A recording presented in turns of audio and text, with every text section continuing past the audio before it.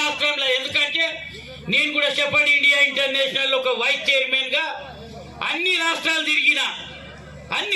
తిరిగిన ఏ రాష్ట్రంలో లేదు ఈ మాదిరిగా.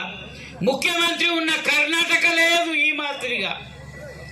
ముఖ్యమంత్రి కర్ణాటక రాష్ట్రానికి 2 సార్లు అయ్యిండు, అయినా మనకున్న ఇన్కమ్ ఇవాళ కర్ణాటక లేదు.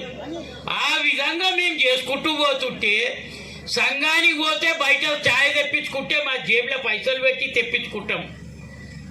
ఎప్పుడైనా అన్నం తింటే కూరగాయలు రైసు ఆడ ఉంటుంది.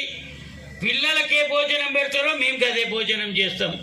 ఏమైనా నాన్ వెజ్ తెప్పించుకొని ఉంటే మా పైసలు ఇచ్చి, ఆ నరసింహన్ ఉన్నాడు ఆయననే పైసలు ఇచ్చి తెప్పించి వడిపించి తింటాము. ఆడ పని ఉన్న రోజు ఆడనే ఉండవలసి వస్తే ఆ విధంగా మేము సంఘాన్ని నడిపించుకుంటూ వస్తున్నాం.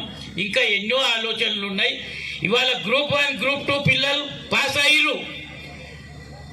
మనల్ని ₹1 వాళ్ళ ఆర్థిక సాయం అడగలే. వాళ్ళ తల్లిదండ్రులు ఏమి ఇబ్బంది పడ్డారో ఏం చేసిర్రో పిల్లలను ఆ మాదిరిగా ఆనిముత్యాలుగా తీర్చిదిద్దిర్రు. వాళ్లకు నేను అభినందనలు తెలియజేస్తున్నా. భవిష్యత్తులో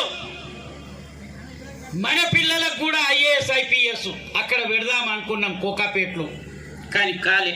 ఎవరు ఫ్యాకల్టీ చెప్పేటోడు, టీచింగ్ చెప్పేటోడు అంత దూరం మేము రాలేము అన్నారు.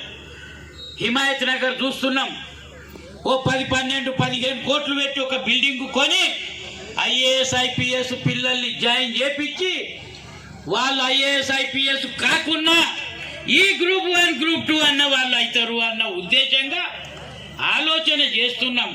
నాకు తగ్గట్టు నేను కుర్మ సంఘం అధ్యక్షునిగా ఉన్నా, కుర్మ విద్యార్థి హాస్టల్ ట్రస్ట్ చైర్మన్గా ఉన్నా, నా సభ్యులందరూ కూడా సహకరించి నేను చెప్పిన దానికి దేనికి కూడా నో అనకుండా చేసే పట్టుకనే ఇవాళ ముందుకు పోయినాం ఒక ఆలోచనతోని.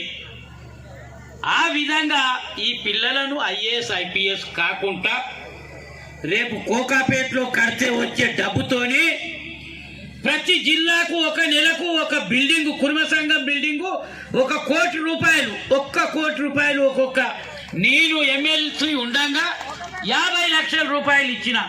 ఎంతమంది ల్యాండు అలాట్ చేపించుకొని వచ్చిర్రో నేను 2-3 జిల్లాలకు నేను అలాట్ చేపించిన. 50 లక్షల ఇచ్చిన. ఎవ్వరికి నా ఫండుకెళ్ళి ఇతర కులస్తునికి ఎవ్వరికి ₹1 లక్ష కూడా నేను ఇయ్యలే. ఇప్పుడు లాస్ట్ ఫండ్ మా బీర్ల ఐలన్నకి ఇచ్చిన, ఒక 80 లక్షలు కోకాపేటకి ఇచ్చిన, అట్లనే ఉన్నాయి. బీర్ల ఐలన్న కూడా